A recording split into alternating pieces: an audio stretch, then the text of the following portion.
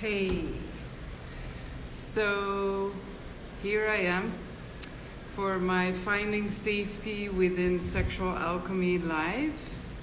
I promised my friends that I would do more live, so I'm happy to do that. The title, Finding Safety Within Sexual Alchemy, really has to do with the trainings that I give of inner sexual alchemy, where we transform our sexuality. So I'm speaking about these things from that perspective. So first of all, I'm in Egypt, in a beautiful place. I don't know if you can see, like this, you can see the sea a little bit on the background. It's the beautiful Red Sea, one of the most beautiful corals in the world. And I'm here with my teenage daughter and her friend, so we're two teenagers, and it's very funny because it's like 12:30 now, and they're still sleeping. So, yeah, their sleeping rhythm is completely off, but I'm happy for them. Like, normally they need to go to school and, you know, everything. So I let them sleep and let them wake up whenever they want. But for sure, they're going to bother me tonight. Because then they are super active and I'm like, okay, I'm in a different rhythm. So yeah, let's see how that goes again. I'm sleeping super, super well, but differently. So I slept 10 hours, but until almost 10 o'clock this morning, yeah. With the in-between, like I do dream and sleep yoga in between. So I did some practices, also some Tao practices in the middle of the night. So there's half an hour, 1 hour, and I'm not sleeping, then I sleep again. Anyway, that's a whole different subject and a whole different topic. I just wanted to show the context where I'm, staying in. So I want to answer some of the questions that were asked, like really good questions, by the way. So one of them that I want to start with was, the question is it needed or necessary to transmit energies through our sexual acts? This was one of the questions. And then she says, let me just close the window. Then she says, because Lemurians did not want to play with the energy that way. So, Lemurians, well, I know a lot about Lemurians and Arcturians and Pleiadians and Sirians, all these out-of-the-earth societies that are existing. And I'm not sure if it's true that the Lemurians are not playing with sexual energy, just for the simple reason that I believe that our sexual energy is the most powerful energy in the organs, in the genitals, is the most powerful energy that we have. So we should use it, I believe. You don't need to necessarily, as the question goes, transmit energies through sexual acts. Meaning, I guess you're meaning penetration and really like sexual acts, like touching the bodies and, physical sexual acts.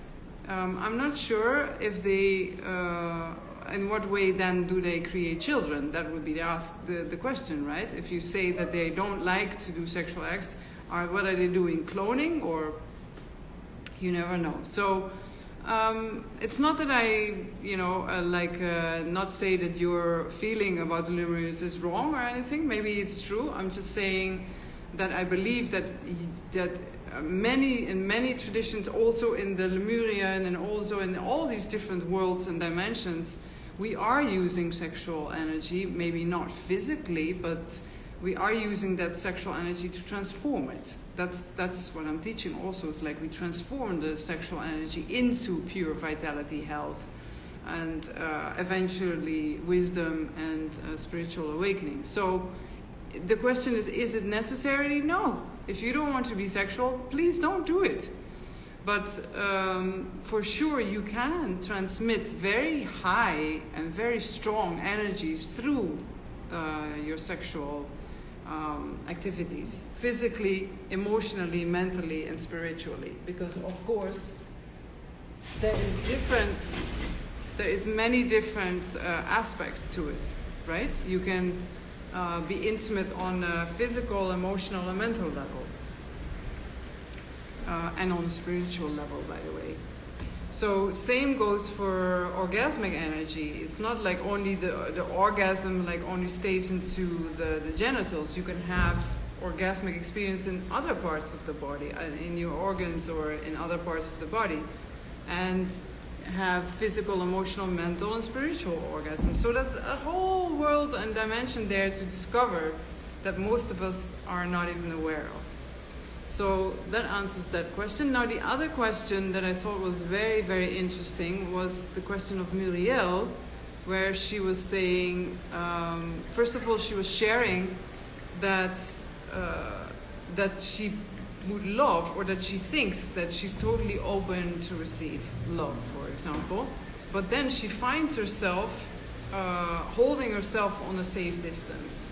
And I thought this was a very, very interesting sharing, because I think on some level we all do that. It's a very interesting dynamic, and the more we become conscious about those dynamics, the more we can actually work with it, the more that we can actually go deeper into a relationship. Because this is why it's so interesting, is because basically our intimate relationships, the people that are the closest to us, not only to our genitals but also our hearts and our third eye, like all these connections that we can have, are usually the deepest. So they are the most triggering, because love not only is something that we really deeply wish for, it's also the most triggering and the most scary, where we want to run away or end the relationship or blame the others or whatever. All these triggers, all these patterns come up because they are so close to us. If someone on the street calls me a name, I really don't care. I mean, I'm happily far beyond that, it cannot really reach me anymore. But if it's someone that I really deeply care for, then it reaches me, right? So that's why it's so triggering. So, then I wanted to answer her question. Actually, Muriel says, so how do you, let me get it here. She says, how do you recognize the pattern? What do you do to get to know and observe the patterns? And how do you go from there? How do you change or dissolve them? I think that's an excellent question, so I really want to dedicate this live just to that. So let's talk about a pattern, right? Like, because I was doing this live last time and I'm doing this live now, I feel there's a lot of things are moving within me related to a very specific pattern where I'm not an expert. I'm just talking about my own experiences here. I got divorced last year, so I can't really speak about it in the sense of that I really am a successful, intimate relationship expert or something. I'm not. But I can share my experiences and try to inspire you as you inspire me with your questions or your comments, right? So a pattern I saw really clearly coming out at the end of my marriage, like we've been married 16 years together for 20 years, was that I was starting to see my partner as my enemy instead of my ally, and he was doing the same. He was starting to see me as his enemy instead of seeing me as his ally, and it was very painful for both sides, because we've been supporting each other for 20 years, I really deeply with, all of the decisions and all of the energy that we have put into our relationship. But at the end, it was like when we would see each other, we wouldn't really be happy. In that sense, I'm not saying there would be moments, of course, that we would be happy, but we would kind of look at each other like, oh, it's a work, right? It's like, oh gosh, we would feel super nice around everybody, but if we would see each other, it's not like, oh, I'm happy to see you, or I'm happy you're home, which is really sad, because all you want is happiness and appreciation towards both in the relationship, right? So one of the patterns that I'm unraveling since that divorce, like I'm unraveling all these patterns, is that, that I would see him as... And then when I started to go deeper, because that's Muriel's question, like, how do you get to know and observe them? Well, I just recognize it, like, oh, that's a pattern. It comes into my vision, it comes into my field of awareness, and I see, sense it, and I, just like a camera, I just zoom in with my awareness. I just zoom into it, and it gets a higher resolution. So something that was a bit vague or trying to push it away, suppress it, all of a sudden comes to the forefront, and I'm zooming in on that pattern. So for me, for example, now it was the pattern seeing my partner as an enemy instead of an ally. And a lot of people could have this pattern, but they're not aware of it. So that's the whole point. It's like, how do you zoom in on it, and then what I do is that I observe it, I allow it to express. So by going deeper and deeper into it this week, I realized it has to do with where it usually has to do with the way that I felt when I was a child. So in that sense, for my father, for example, instead of feeling his support and feeling that I could trust him, I just felt like he was my enemy. So, in that sense, I think I've always kind of had that within me, that I saw the masculine as a potential enemy or as an enemy.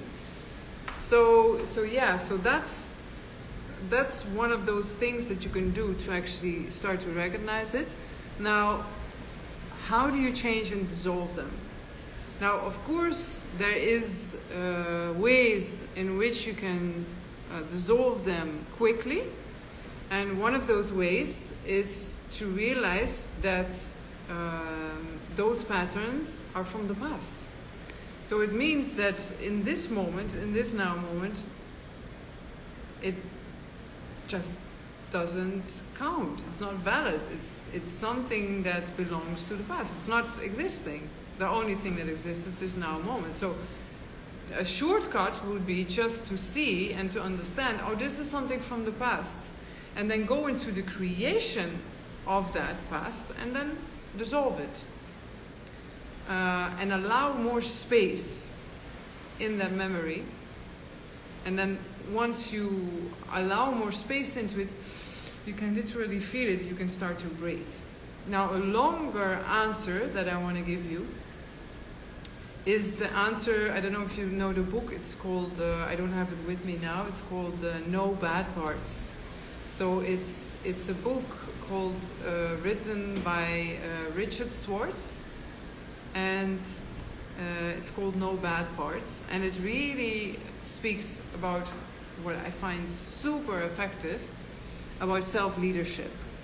It's like, instead of seeing things outside of ourselves as some kind of reason or cause for us to be emotional, which, by the way, are all signals for our patterns, right? If we are sad, angry, triggered, irritated, stressed, concerned, worried, all of these are signals, emotions, that something is moving. And so, yeah, in that sense, that is already a clue for there is pattern. So, in that sense, I won't make this too long, by the way. I just want to answer those beautiful questions. So, now what really works for me is that you understand that self-leadership. So, if there is somebody that is leading all the other parts within you, first of all, we need to understand that we don't have a mono mind. We don't have just one mind. We are a collection of an incredible amount of identities that are related to our past and that are related to parts of our body. Different parts have different voices, and so that if we want to have self-leadership, there needs to be one who is leading the others, right? So who is that one that is leading the others within that multiple mind that we are. And that's, you could call it your essence, or your true nature, or, you know, we can use other words for it. Like, I like the way that Richard Schwartz calls it, really, the self, with a big S, the self, you know. So he describes the self-leadership with 8 different qualities that we can actually embody, internally and externally embody, to heal. So these 8 C's, I want to call them to you, mention them to you, are curious. This for me is the biggest one that really changed everything in my life, is like to become curious. Instead of blaming or whatever, or assuming, like, oh, this person is thinking this about me, or doing that, assuming, and then reacting to it, you can also just, you know, be curious. Like, oh, why is this happening? Why am I angry? Why is this pattern again in my relationship? So, yeah, to become curious, that's the first quality of our own, you know, true nature or essence. Curiosity, creativity. We are by nature we're creative. Confident. So we are, you know, confident about ourselves, our true nature. We're confident by nature. We are calm. This is a really good one for me, with my fiery temperament. Like, I'm naturally calm. That's my true nature. Connected to the source within, connected to everyone and everything around us. We're naturally connected. We are clear. We are courageous, and we are compassionate. So imagine that you are in your essence, and that you are in connection to all these different parts within you, these patterns, parts, you know, you can call them identities, persona, like so many names for the same thing, basically. And that you somehow get to connect to them in different ways, and that they start to trust that your self-leadership, the self that is leading, is actually beneficial for them and for yourself. So when you start to go into your inner world, you will discover that there is clusters of identities. So for example, if my daughter comes out of her, finally wakes up from her room, my mother identity will come out, right? And if I go into the sea and swim, maybe another part of me comes out, protector part comes out, because they're sharks, or, you know, so there's, in different situations, different clusters of parts are going to come out to react, to respond to what's going on in the moment. So what I love about that book is that it describes how we have very vulnerable parts, and that these vulnerable parts have protectors. And these protectors are divided into exiles, managers, and firefighters. So these come out in different ways, and obviously intimate relationships, what we are talking about, we have all these exiles that are coming out that we've pushed away because they are too violent, for example. You know, they're like, if it comes out of exile, it just starts screaming or go crazy, or, you know. And then we try to hide it again, which is like really takes a lot of draining energy just to keep all those, you know, different suppressed parts within us down, right? So what you really want is to connect to them, talk to them, unburden them, take the burden, the emotional charge away from them, say, I understand you're trying to protect me. Like, some of these protectors are crazy. I mean, I'm sorry to call them that way, but some of them can even try to kill yourself. Some of them are extremely self-destructive and trying to kill yourself just to get through that situation, basically to protect another part within you that is very vulnerable. So these parts are disconnected from our core self, our self, or our essence. And that's why they're in isolation, and they are forced within these roles. We call them parentified children. They're just children that got stuck into this role of responsibility that they might not even like or didn't even want to be part of. So in that sense, it's very interesting how all these parts can be connected to, talked to, unburdened, uncharged, so that they actually can change and transform into something very beneficial, that they can actually become allies instead of your enemies, because it's not only in the outside, obviously, that we see enemies, it's in the inside as well, like different parts that are in dialogue or in conflict with each other, seeing each other as enemies, right, instead of allies. So we can turn these enemies into allies through allowing them to connect to you, and then to just ask them for more space. So for example, in the shoulders, there's a lot of managers in our shoulders bringing tension. They don't even sleep at night, huh? So these parts work day and night to keep you protected. But they're also frozen within time. So if you want to actually connect to them, try, for example, to show them who you are now. Allow them to turn around and look at you how you are now. So for example, in my case, like I'm 50 now, some of these parts were born from physical, emotional, mental abuse when I was 5 or even younger. So they believe, these vulnerable parts and these protectors believe that I'm still 5. So when you connect to them and say, look around, you know, there's a beautiful sea, beautiful daughter, look, this was 45 years ago, I'm really fine now. So when you show them this new you, they actually start to calm down. And the more that you can calm all these different parts in the body down, the more actually space they will allow you to actually embody yourself. So that's self-leadership. That's the long explanation of how you can go into those patterns. Is allow, connect to these parts and allow them to express itself, unburden themselves, heal themselves through that connection with the self, the true self. And you will notice that the more and more and more you can actually become or embody all those qualities that I just mentioned. So yeah, that's it. I don't want to make it too, I just wanted to answer any questions. So if you have any questions, you can allow them in the comments below. And I can answer them in my next live. So I will try to do more often these lives.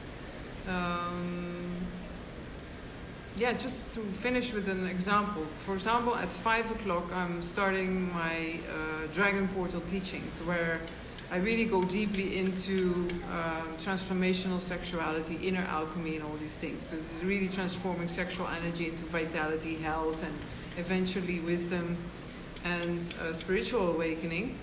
And you can see the reels, you know, I've put some reels about it if you want more information. By the way, I think Facebook is shadow banning me a lot, because when you use a word like sex or sexual, they shadow ban you, or words like Gaza, Palestine, they shadow ban you, or words like vaccine or whatever, they shadow ban you. So that means that I'm talking to a wall. Basically, the algorithms just put me into exile. What we were just talking about, isolation, as if I'm talking like this, but there's nobody on the other side. So yeah, anyway, you can go to the reels on my, just go to my timeline and go down on the reels and see more information there. Yeah, but to end with that example, so I can only teach or do this live or give my sessions online. The success of it depends on how much of my true self I can embody at that moment. So I connect, like I literally do that. I connect to all these different parts and I ask them, please allow me to be myself, my leader, the leader right now, and all of you to relax. I got this. So somehow they need to start trusting that you've got this. That there is a leader that is leading itself to a goal or a purpose in life, right? Whether it's, whatever your purpose is. So everything I do in life depends on how much I can embody these qualities of curiosity, confidence, creativity, calmness, connectedness, and being compassionate and courageous and clear. So yeah, I hope this was helpful. And yeah, let me know in the comments. And yeah, so if you want to join, I'm fully booked for now for the Dragon Portal teachings, and but there's one lady. She's a little bit doubting if she wants to. Either her circumstances. So if you want to join today, still there is one place. You can just send me a personal message, and if not, I have a new round of Dragon Portal teachings starting in the 1st of June. So you're more than welcome to join. So I hope you enjoyed it. Just wanted to show you a little bit this beautiful sea. That's what I love about this place. I work a little bit